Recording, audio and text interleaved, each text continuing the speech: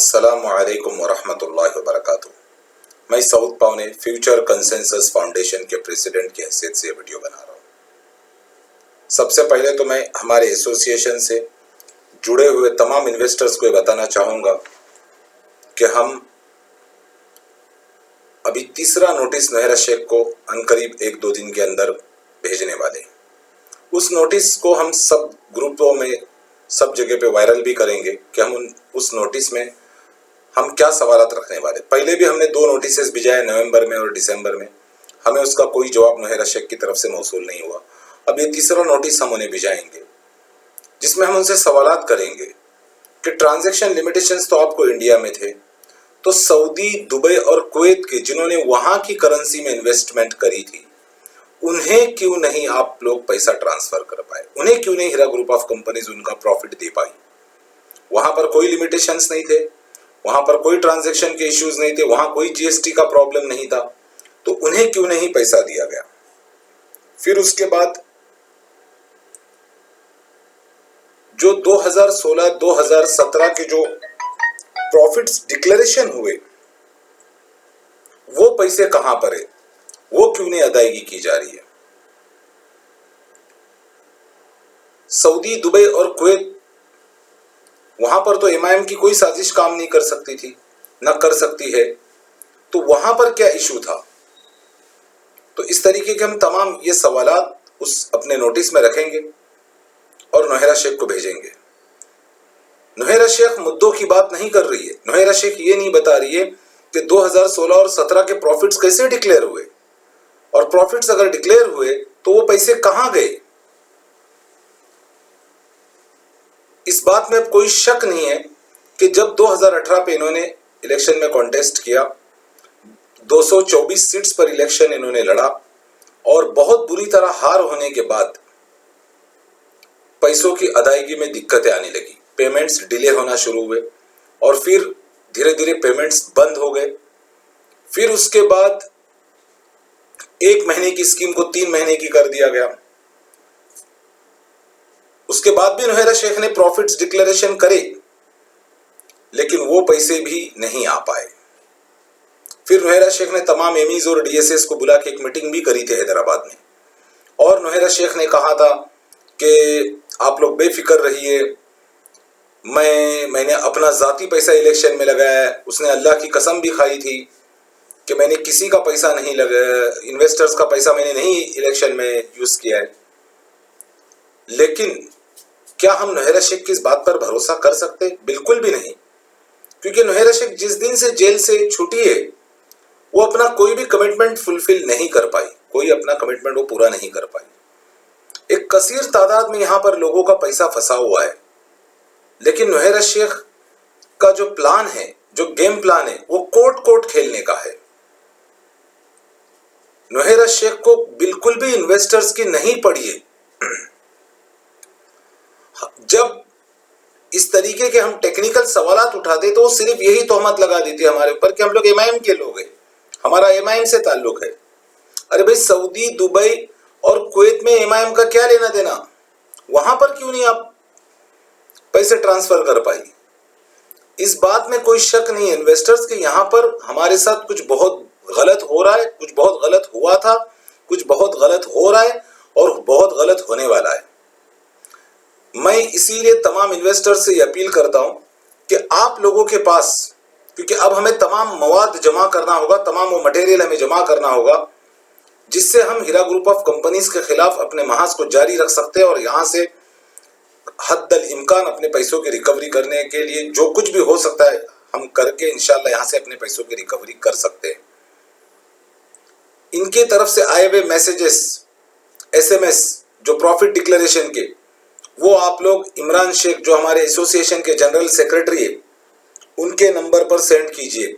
Emails, वो emails आप मुझे मेरे पर्सनल ईमेल पर भेजिए, saud.pawne saud.pawane@gmail.com।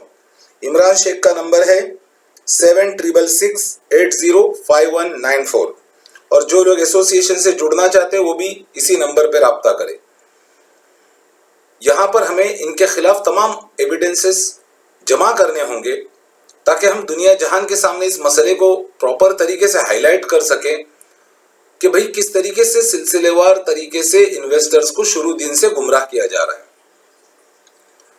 जब ये पुणे की एसोसिएशन बनी, जिससे मैं खुद भी बाद में जुड़ा था, फिर उसके बाद जब नोहेरा शेख जेल से रिलीज हुई और मैंने पुणे की एसोसिएशन से कहा कि भाई आप लोगों ने तो यही नारा दिया था कि हर इन्वेस्टर की पैसों की रिकवरी करनी, तो फिर आज आप लोग पीछे क्यों हट रहे हो? मैं तकरीबन 15 लोगों को अपने साथ लेकर गया था पूना में, और मैंने कहा कि भाई ये सब लोग बेचारे परेशान हैं। अगर आप लोग, और ये सब लोग पुणे एसोसिएशन से जुड़े हुए थे, जैसे हमारी कुरला के इकबाल खलफे भाई हो गए, मुरूड जंजीरा के शहजाद बकवल भाई हो गए, तो ये तमाम लोग गवाह है। तकरीबन 15 से 16 लोग मेरे साथ गए थे। मैंने कहा कि भाई अगर आप लोग नहीं करना चाहते हो इन्वेस्टर्स के हक में काम, तो आप एक काम करो कि मुझे पुणे एसोसिएशन का चार्ज दो, मैं कंपनी से बात करता हूं। लेकिन पुणे एसोसिएशन, क्योंकि वो नोहेरा शेख की बी टीम थी, उसके दलालों से के जरिए बनाई गई थी, इसीलिए उन्होंने मुझे चार्ज नहीं दिया। और मैं आप लोगों को बता दूं कि इन लोगों ने मेरा नाम चैरिटी कमीशन में नहीं दिया था, मैं ऑफिशियली अपॉइंटेड नहीं था। इन लोगों ने सिर्फ जबानी मुझे एक पोस्ट डिक्लेयर करी थी, लेकिन मेरे पास कोई पेपर पे कोई मेरे पास अथॉरिटी पावर नहीं थी। आज ये जो मैंने फाउंडेशन बनाई है, अगर आप लोग चैरिटी कमीशन में भी जाओगे या किसी भी हुकूमती इदारे में जाओगे, तो आप लोगों को मेरा नाम वहां पे मिलेगा, सऊद पावने का नाम मिलेगा, इमरान शेख का नाम मिलेगा, बाकी जो बोर्ड में पूरे जिम्मेदारान हैं उनका नाम आपको मिलेगा। ये बिल्कुल, मैं यहाँ पर जेन्युइन प्रेसिडेंट हूँ, यहाँ पर मेरे पास बाकायदा अथॉरिटी है, मैं एक सिग्नेचर अथॉरिटी हूँ, यहाँ पर फैसले करने की सलाहियत और कुव्वत मेरे पास है, जो कि पुणे एसोसिएशन में नहीं थी। क्योंकि पुणे एसोसिएशन को एमीज और डीएसएस कंट्रोल कर रहे थे और उनके ही नाम चैरिटी कमीशन में है। इन्होंने कुछ लोगों को आगे करके रखा हुआ था और इस एसोसिएशन को पूरा जो कंट्रोल कर रहा था वो शरीफ नाम का एमी है, दलाल है, वो कर रहा था।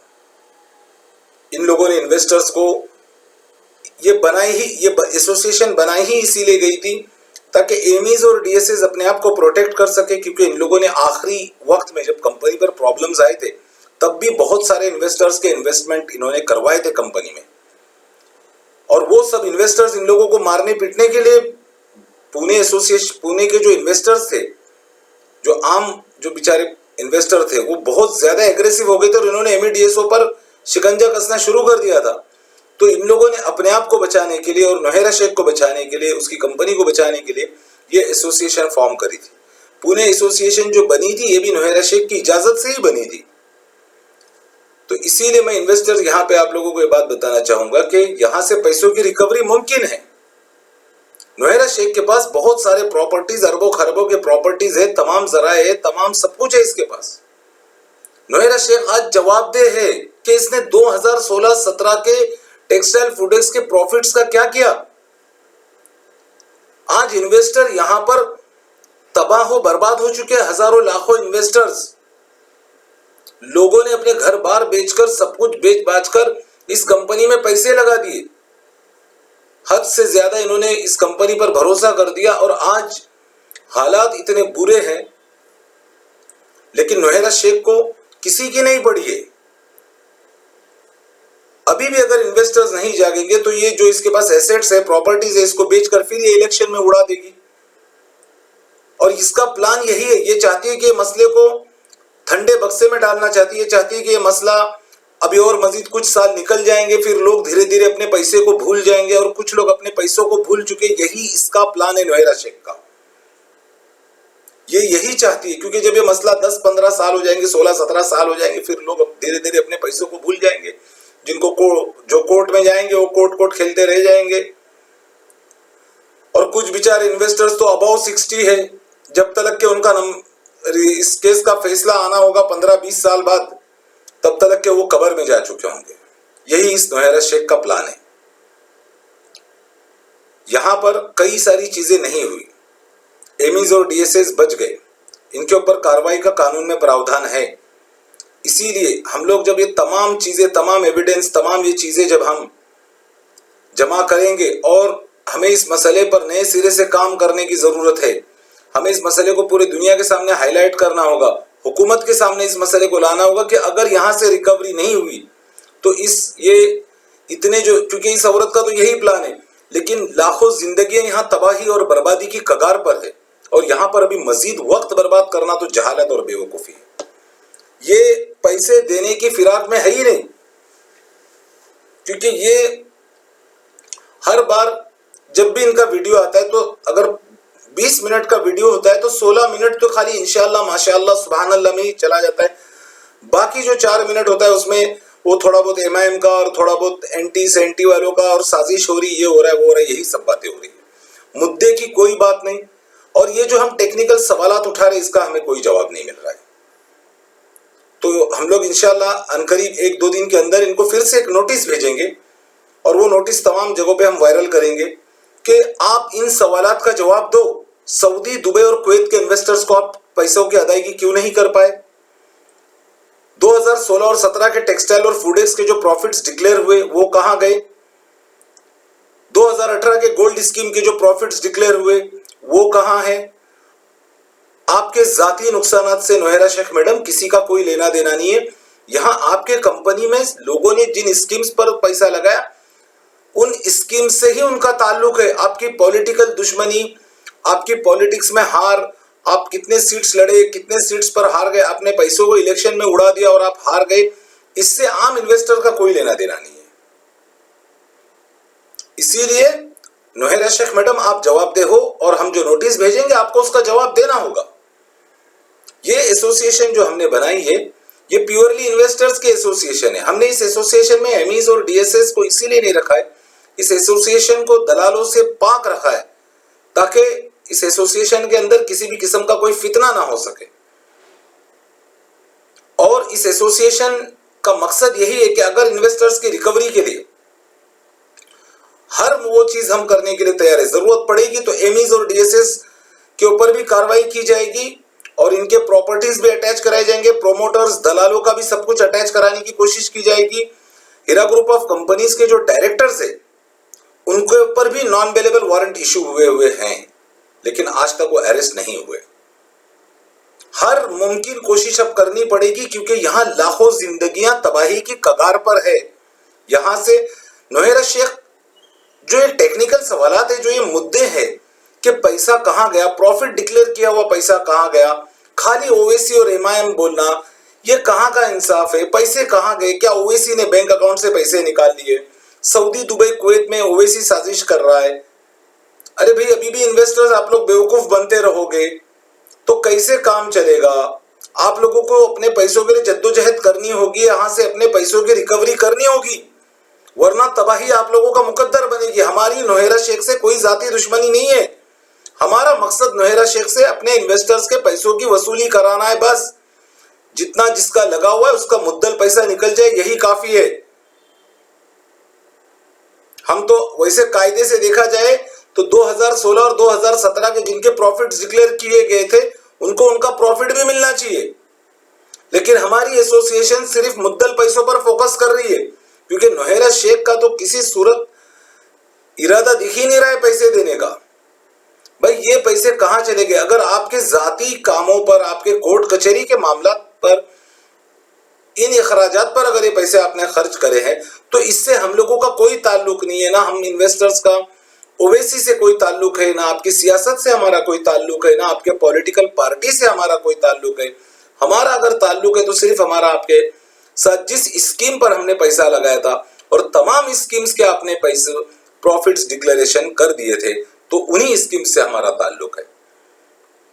2016-2017 के जो आपने टेक्सटाइल फूडेक्स के प्रॉफिट्स डिक्लेयर करे थे वो पैसा आपको देना पड़ेगा। गोल्ड स्कीम का जो आपने 2018 में प्रॉफिट डिक्लेरेशन करा वो पैसा आपको देना पड़ेगा।